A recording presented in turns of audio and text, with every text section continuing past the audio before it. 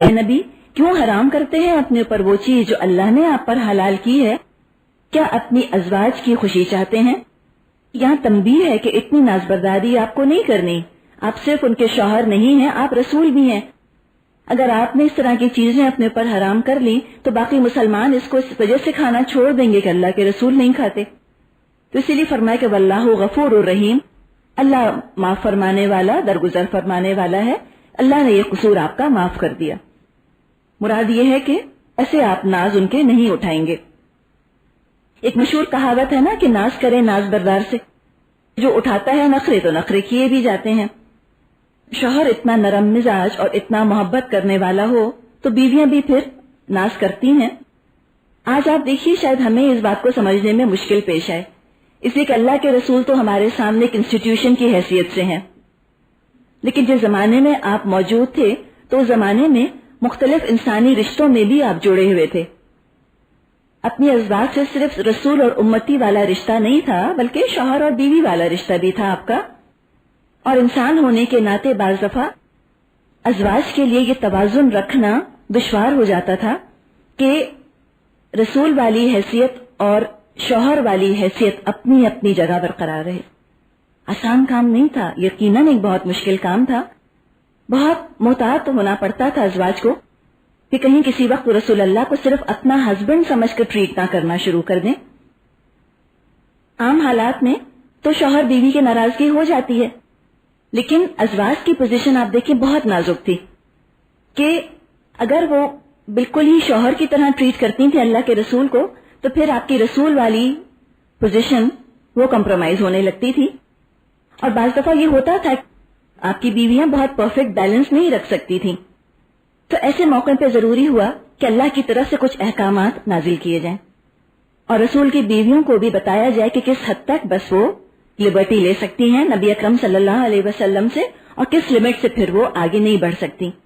انہی کی طرف سے کچھ ایسی ڈیمانڈز آئی تھیں نان نفقے کی، کچھ پیسے ٹکے کی، اس لیے کہ بہت تنگی سے تو گزارا کیا تھا انہوں نے، مہینہ مہینہ چولہا نہیں جلا کرتا تھا. تو جب خیبر بھی فتح ہو گیا اور مال غنیمت آنے لگا اور عام مسلمانوں کی حالت بھی مالی طور پر، معاشی طور پر اکنامکلی اچھی ہونے لگی تو آپ کی بیویوں نے بھی تھوڑا سا اضافہ مانگا. نہ اس میں کوئی شرعی نقصان تھا، نہ کوئی اخلاقی طور پہ ہم ان کو منع کر سکتے ہیں کہ ان کو یہ کام نہیں کرنا چاہیے تھا. نارمل بات انہوں نے کی تھی، لیکن یہ بھی اللہ کے رسول کو پسند نہیں آئی. جو ان کا مقام تھا ازواج کا، اس سے یہ بات گری ہوئی تھی کہ وہ پیسے کا مطالبہ کریں. تو جب یہ ہوا تو کچھ نبی اکرم صلی اللہ علیہ وسلم کو بھی ناگوار گزرا. 1 مہینے کے لیے آپ نے اپنی بیویوں سے جدائی اختیار کر لی. اس کو ایلا کہا جاتا ہے. یہ واقع ایلا ہے کہ آپ 1 مہینہ اپنی تمام بیویوں سے جدا رہ کر الگ ایک مقام پر رہے. ذرا سی اس کی تفصیل ہم دیکھ لیتے ہیں.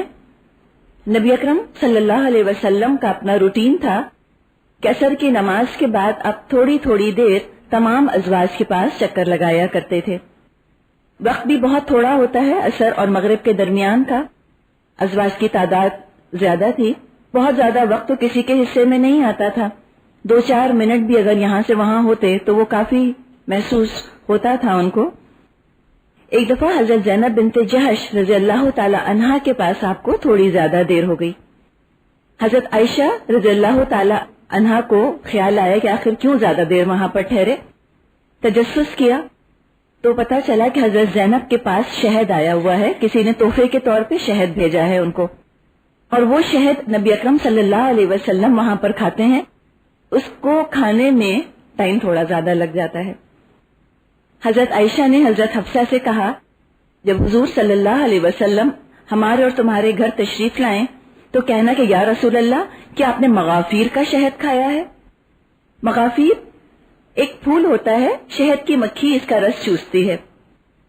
اس پھول کے اندر ذرا سی اسمیل ہوتی ہے اور اس کی اسمیل پھر اس شہد میں بھی آ جاتی ہے. اب آپ یہاں دیکھیے کہ کچھ اور نہیں کہہ رہی ہیں، کوئی اور بات نہیں کہہ رہی، اس لیے کہ جھوٹ تو نہیں بول سکتی نا، وہ تو منع ہے. یہ بھی نہیں کہہ رہی کہ اچھا آپ نے کوئی ایسی چیز کھائی ہے. ایک سوال پوچھنا کہ کیا آپ نے مغافیر کا شہد کھایا ہے، بس اتنا. تو آپس میں دونوں نے مل کر یہ بات طے کی. بہت دوستی بھی تھی حضرت عائشہ اور حضرت حفصہ رضی اللہ تعالیٰ عنہما میں. تو انہوں نے پورا پلان کیا کہ تم بھی یہ پوچھنا الگ سے، میں بھی یہی پوچھوں گی الگ سے جب میرے گھر آئیں گے، اور جب حضور فرمائیں گے کہ زینب نے شہد پلایا ہے تو پھر تم کہنا کہ اچھا آپ کے منہ سے تو مغافیر کی بو آتی ہے۔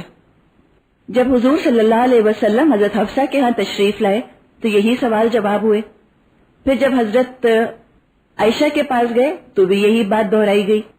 آپ کی طبیعت میں تکدر پیدا ہوا کیونکہ آپ کو کسی بھی قسم کی بو انتہائی ناپسند تھی۔ چنانچہ پھر جب آپ حضرت زینب کے ہاں تشریف لے گئے اور انہوں نے آپ کو شہد آفر کیا تو آپ نے فرمایا مجھے اس کی ضرورت نہیں، میں آئندہ شہد نہیں کھاؤں گا۔ اس پر یہ آیت نازل ہوئی کہ یا ایھا النبی لما تحرم ما احل اللہ لک، اے نبی کیوں حرام کرتے ہیں اپنے اوپر اس چیز کو جو اللہ نے آپ کے لیے حلال کی ہے، تبتغی مرضات ازواجک، کہ اپنی بیویوں کو راضی کرنا چاہتے ہیں۔ جب یہ آیت نازل ہو گئی تو پھر آپ نے جو قسم کھائی تھی کہ میں شہد نہیں کھاؤں گا اس سے رجوع کیا اور شہد کو استعمال کیا۔ واقعہ ایلا، اس کے احکامات ہم سورہ بقرہ میں بھی پڑھ چکے ہیں۔ ازواج مطہرات کے لیے غلہ اور کھجور کی تعداد ایک فکس تھی، نبی اکرم صلی اللہ علیہ وسلم اس کا انتظام کرتے تھے۔ جو بھی وہ تعداد تھی بہرحال بہت قلیل اور بہت کم تھی، ضروریات کے لیے کافی نہیں ہوتی تھی، اور ازواج کا گزارا بھی تنگ دستی کے ساتھ ہی ہوتا تھا۔ خیبر کی فتح کے بعد اموال غنیمت میں اور مال اور دولت میں کافی اضافہ ہو گیا، عام مسلمان بھی خوشحال ہو گئے، چنانچہ ازواج نے اپنے مقررہ گزارے میں اضافے کی خواہش کی۔ اب وہ جیسے کہ ہم نے بات کی تھی کہ نہ عقلی طور پہ، نہ قانونی طور پہ، نہ اخلاقی، نہ شرعی کوئی قباحت نہیں ہے، کوئی حرج نہیں ہے اس کے اندر۔ اور یہ آپ دیکھیے کون سا وہ لاکھوں مانگ رہی ہیں، بس اتنا مانگ رہی ہیں کہ روز کھانا پک جائے، اتنی سی بات۔ اس میں یہ فیکٹر بھی شامل ہوگا کہ نبی اکرم صلی اللہ علیہ وسلم بھی اچھا کھا لیں۔ جب بیوی کے ہاں پکے گا تو شوہر بھی تو کھائے گا نا ساتھ ہی۔ یہ بات نہیں تھی کہ وہ خالی کوئی اپنی ذات کے لیے بہت مانگ رہی تھیں کہ ہم بڑا پہنیں گے، اوڑھیں گے اور ہم کوئی لاکھوں کے حساب سے خرچ کریں گے، یہ تو ان کی طبیعت میں ہی نہیں تھا۔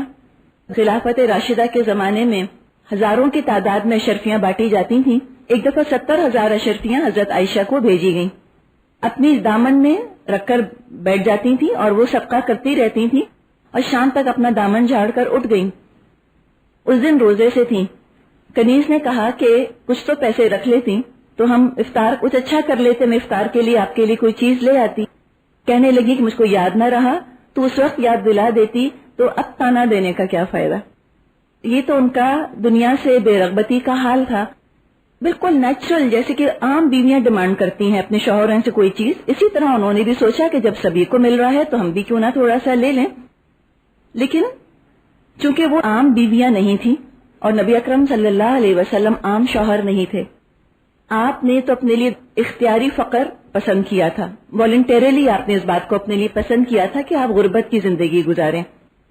ورنہ یہ ہوتا کہ اگر مال و دولت کے ساتھ آپ اپنے گھر والوں کو بھی وہ مال دینے لگتے تو جو آئندہ اعتراض کرنے والے آئے وہ یہ کہتے کہ عام بادشاہوں میں اور نبی اکرم صلی اللہ علیہ وسلم میں کیا فرق رہ گیا، انہوں نے بھی دولت حاصل کی، انہوں نے بھی دولت حاصل کی۔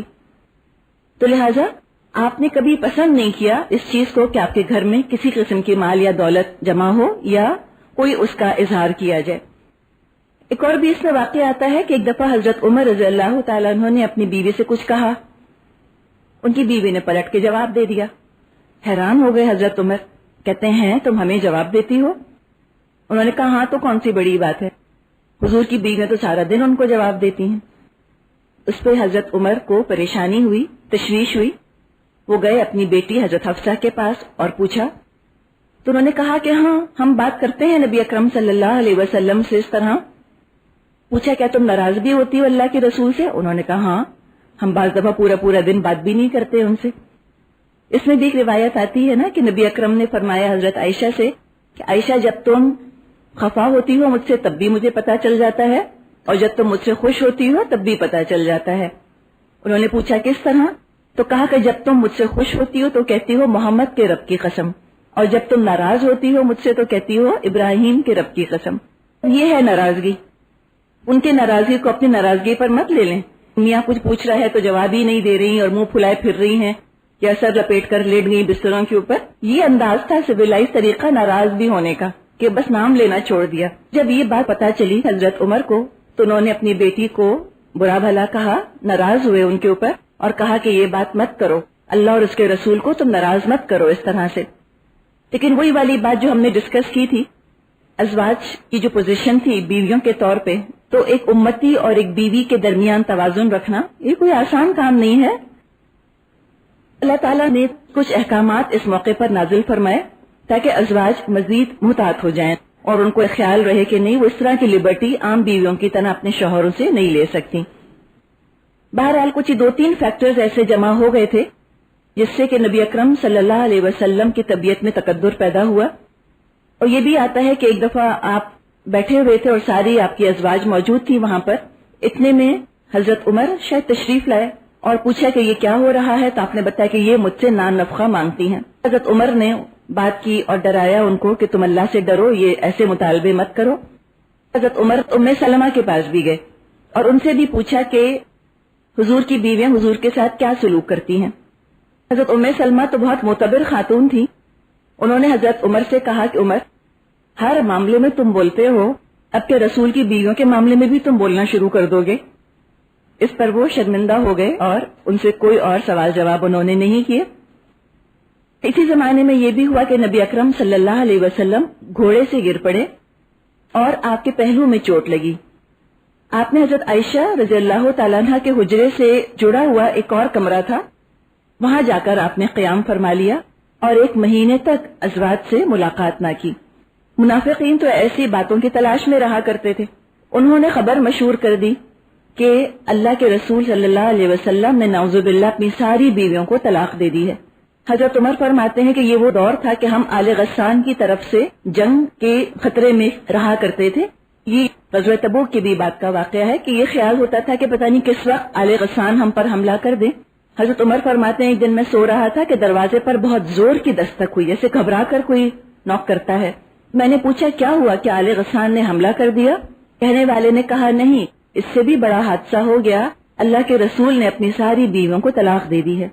مدینے کے سارے مسلمان بہت اپسیٹ، بہت پریشان رہے، کسی کی ہمت نہ ہوتی تھی کہ جا کے نبی اکرم سے پوچھ لیں کہ کیا معاملہ ہے۔ آخر حضرت عمر فاروق نبی اکرم کی خدمت میں حاضر ہوئے۔ آپ ایک کھردری چارپائی پر لیٹے ہوئے تھے اور آپ کے جسم پر اس بان کے نشانات بھی بن گئے تھے۔ یہ دیکھ کر حضرت عمر کو رونا بھی آیا اور کہا کہ قیصر اور کسریٰ کے لیے تو اتنے شاہانہ انتظامات ہیں اور آپ اتنی کھردری چارپائی پر